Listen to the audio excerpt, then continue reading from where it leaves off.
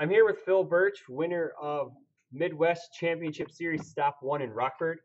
How'd you do this weekend, Phil? Obviously you won. How was your games? I went 4-1 in Swiss. My loss was to Chris Smith, the guy recording this video, who I beat in the finals. So overall, pretty all right, I'd say. I played bass off of Void, Okay. which people were asking me why I wasn't playing Earth the entire weekend, and I don't know. Void looked like it was better the entire time. Void has better safe attacks. Yeah, I can't even think of a single Earth-only safe attack that would be worth playing. Okay. You want to get into it? Yeah, we can get into it. Let's go into it. Let's do this. Go ahead, start it up. Cool. So, like I said, character card was base. Gotta have the 8-bit. That's the classic stuff right there. You gotta kick it old school. Do the Lord's work with 8-bit base. We'll start off with the attacks, because the big key of the deck is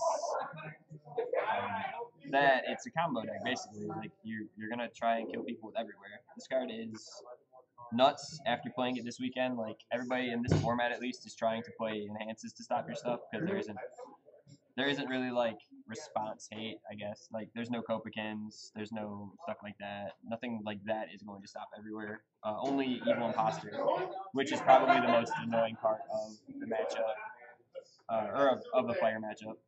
Another reason I decided to build base was because this guy came out, Sliding Ankle Breaker, as a 4X. You get to trigger base's response on its own enhance. You can't kick it from your card pool with base, so it's basically like a second attack or a poke on turns that I wasn't planning on trying to kill them. If they block it, you gain life. And if you just have itself and like treble or immortal knowledge out, it becomes 8 damage. Sweet. Next, I played 4 Rocket Busters. I started it at 3 because I was like, okay, I have 8/5 difficulty attacks, but the stun one and then the self pumping is just ridiculous, especially if you double it up with treble. Treble plus this card's enhance gets you to a 6 high for 9 attack. And like the problem people have about playing against me is like all my attacks are huge. Like if I'm throwing them, they're either a poke with Sliding Ankle Breaker for like 8, so they're still taking 4 on the half, or they're giant rocket busters for like 9 to 11 damage. I know that was usually the attack you opened with against me, and it's the only safe card besides Somersault Kick that I can kick out of my card pool with base to stuff your own. Mm-hmm. So the only way I would lead with Somersault Kick first is if I only had the Somersault Kicks. Okay. Somersault Kick, I played 3. It's not as good. It doesn't pump its own speed. It's pretty slow to begin with. You did kill me with it. I did kill you with it, but that's because you had no hand. And you can't block without a hand anyway. Yeah. I actually really use this card to block with a lot. I would use the block on it, and then I would kick it out during my opponent's turn with base, because he just says, once per turn, discard a safe card. Mm-hmm. And I would stuff their card pool during their own turns. It did come in clutch for a kill condition sometimes, but it was not really that often. And then last, the only attack I did play without safe is Leaf Shield, and I played 3 of them. This was because I knew throws and stuff were going to give me a lot of problems, and a lot of the format's high. And all my good blocks are like mid blocks, so sure. I needed to half block sometimes and take no damage. I know that in our game 2, I think you threw at least 2 or 3. I did attack with Leaf Shield a lot. It did work this weekend. it did put in some work. It tried its best. So that's the attacks. There's 18 attacks, 15 safe attacks. I think that's only having 3 Leaf Shields in there is pretty good as a non-safe card. Yeah. It's pretty good. Yeah, it worked out pretty well. Next we're going to the assets. Played 3 treble. This is the best card in the deck. It makes literally all of your attacks a threat. Would you bump that to 4? No. Because once you see one of them, like seeing the second and third copies kind of sucks. Okay. Like, I got it out about, I would say, 75% of the games with that at 3, so it wasn't a huge hindrance. It's just it's a win more card that you have to play. Like sure. I won games a lot without treble, but playing treble just makes it so much easier. And then the other good asset is 2 Dream of Fae. It started off at 1, and then a couple days before tournament, I was like, I'm taking out a lot of bad cards and putting in like just better blocks. So I was like, all right, well, Dream of Fae has a +2 block. Taking out some no blocks, so like bumping it up to this will work perfectly. Yep. Plus it found me attacks off enough to me like to warrant it. Like I won so many games off the back of Drew. Because you get to sculpt your hand as your turns go on. Like starting the turn with like 3 attacks and getting to go fourth is ridiculous. Or starting a turn with like no attacks and going for a kill shot on like a throw is super good. All right. 4 actions, 4 revokes. That's standard stuff. Yeah. It's the only negation in the MCS format that is like this good. It's the only way stop really enhances. Mm-hmm. It stops like it's gonna stop your kill conditions from your opponents. Spams. The other reason I built base was because Immortal Knowledge got released. So on base, this is +2 damage for free. Like on my turn, I get +2 damage for free. On their turn, I get -1 damage for free. Also, the review step effect came in handy a lot more than I thought it would. Like if you have 2 copies out and your opponent's trying to kill you, like you can stuff their foundations back on top of their deck, and then they only have like a lower percentage chance of drawing attacks, obviously. Yep. Yeah, I used that a couple times during the tournament. It came in very handy. Yeah. 4 AKs, also ridiculous in base. I don't know how people could even attempt to play this guy off of Earth when you don't get to play 8,000 degrees, which is a +4 damage pump in base. Because you just -1 your attack, and then -1 your next attack, and you get double bonuses on base. Mm-hmm. Plus, it's just ridiculous. I went with 4 portal barrier because if you haven't noticed, I play somewhere around 19 damage reduction cards in the deck. Because even treble can reduce damage on safe attacks if it's your opponent's. Sure. 4 portal barrier, pretty standard Y, just damage reduction, trying to stay up high. 3 lightning vengeance for the high block, and also in case like stun effects were relevant. Mm-hmm. I never really used its effects. It mostly either got put into my card pool by Lily or just did nothing against everybody else. It wasn't great, but the block was fine. Yeah. 3 diplomatic. Diplomatic's still pretty good for burn. It's a good spam. Like the rest of the void spams are kind of past what I'm playing. So the diplomatics were fine. The 4 checks were adding up, but I think I only ended up with like 9. That's not too bad. I played 4 copies of Remembrance, mostly for the low block, but also I could turn my opponent's attacks into safe attacks and then reduce their damage with treble. So like it was kind of like a 2-piece combo. It also had a draw ability. The draw ability never net me any like games, but it was still good to have. Yeah, it's one thing Void kind of lacks in this format is draw. Yeah, I don't have any card draw really.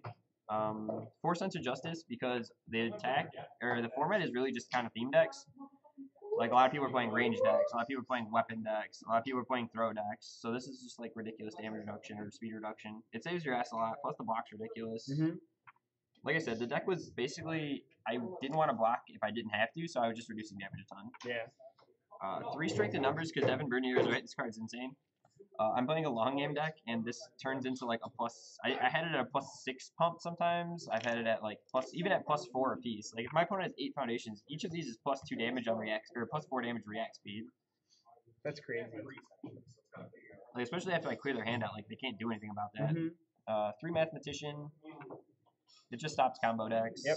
I used its unique, the response on it to kill you game 1 of our first game. Yeah. Which is the only time I've ever seen a unique foundation in play. I've never seen that enhance ever used. Then I've got, it's a response actually. It's a response, sorry, my bad. 1 fulfilled in battle to pick up leaf shields. Yep. If you block with the leaf shield, you can tap it, pick the leaf shield up at the end of the turn, and you have leaf shields again. It was really good against throw decks. 2 warn from battle. Another reason I think Void is insane is because this card removes your opponent's attacks. Like, if I'm taking their attack to 1 damage and I remove from the game, they're down attacks. And in this format, like, kicking out their ranged attack before their shield rams or before their Tengu dies or doing stuff like that is insane. Yeah. Plus, Scorch Reel decks really want to play, like, their whole hand and then Scorch Reel you. Like, if they play a bunch of attacks and then if they play a bunch of attacks and they're holding 2 cards, you just make them discard 2 and draw 2. Yeah, you did that to me when I was holding 2 throws. Yeah, you were holding game 2. You got rid of those 2 attacks. Yeah, you were holding 2 Death Valley face plants. Yeah. So like I kicked out your 2 Death Valleys and you drew into not those. Yes, and you lived in 1. Right, and I lived in 1. And then 2 Walking Arsenal. I would take this card out. It didn't do anything all weekend, and I would probably replace it with what's that card called? Design Flaws. Design Flaws isn't better, like effect wise. It's just a spam with a better block. Yeah. And since this wasn't doing anything anyway, it didn't matter. Okay. So that's my main deck. Okay. 65 cards with character. Because I didn't want to lose to judge damage again, just in case. I literally thought about that. I went down to 60, and it was like, I better go back up to at least 64 cards main deck. Gotcha. You want to show off your sideboard? Yeah, cards were for a couple specific matchups. I figured I was going to go into a lot of long games, which didn't really happen because everywhere is insane and kills people super quickly. Mm-hmm. 2 Rochester CCG to stop, which sounds stupid, but it does stop it. It also would stop like Ever Hopeful, stuff like that if I ever ran into them. Didn't really side it in. It didn't matter. I don't think stop's that relevant. Like it's good, but they're only gonna play like 3. The second Fulfilled in Battle, which I sided in going second every game. You guys are familiar with how I play UFS. Mm-hmm. I side in shit for defense. So I would side in Fulfilled in Battle and another Leaf Shield going second every game. 1 Mathematician just to stop more combos. These 5 cards were the only relevant cards in my side deck. I sided 3 Dark Comets because I figured maybe I would get into a situation where discarding, like clearing their can, was much more relevant than Everywhere's. Mm-hmm. It never was because it's a really enhanced. Like your opponent lives through their enhances in this format. So Everywhere being able to turn off like their Phytophobias and shit like that in the game is super insane. Sure. So these would be something fucking else. I don't know. Okay. But yeah, the deck performed well because your opponent can't DR it, so it's super good against fire decks. Mm-hmm. It kills squishies really quickly because it does so much fucking damage. I don't know. That's really it. I mean, the deck performed well. Yeah. People have been asking for the list like since yesterday, so apparently people are curious of how you win with Void. Yeah. You win with Void by being super lame and killing them with Everywhere. So another question: what did you think of the MCS format? Oh, the format's really fun. King of Fighters kind of is cancerous to the format because so many cards that all the new players can't get. Like, if I have access to like Athena's Knights and all that good stuff, like I can just do so much more and take like no damage. But my player who just started a couple of months ago or stuff like that, like people who were brand new were playing the event, so like winning it isn't like the grandest achievement. It was literally just for fun. But they're not gonna have access to champions in Muay Thai. Wall of Goros, stuff like that. Yeah. This stuff has been out for too long, and it's been out of print for way too long. Yeah, without spending major money. Yeah, I mean, I don't want my new guys to have to drop $800 just to pick up fucking KOF shit. Yeah. So this format was like you, me, Sean, Corey, we went into it going, this is gonna be a fun format for new people, and they're gonna actually have access to everything. Yeah, very true. And that's what it was. Even if it was borrowing cards that were super easy for us to get now, like it's. Hey, can I borrow a short fuse? It's not, hey, can I borrow Nabos? Yep. Yeah, that's stuff, a lot easier. Stuff like that. It's a lot easier. It's a super fun format. Yeah. I would highly recommend you guys, at least if you're playing with new players and trying to grow a community, I would highly recommend you go to it. Sure. I understand you still got to practice for your majors and stuff like that. And like I'm going to build a deck for PTC, and it'll be fun, and for Worlds, and it'll be fun. But this is just, it's a good time. We all had fun. Everybody had fun this weekend. We had a lot of new people that I haven't seen top events. I mean, we didn't have a bunch of like established veterans, but Sean it seemed like it was our buddy Skylar topped. Very laid back. Yeah, it was really laid back. It was chill. I mean, UFS tournaments are usually pretty chill, but this was exceptionally chill. Okay. It was a good time. Do you have any shout outs for anybody? Shout out to Michigan players. Shout out to Skylar. He made top 8 after playing for literally one day. True story. Shout out to the Detroit Beast. Shout out to Aunt Pam. Yeah, Aunt Pam.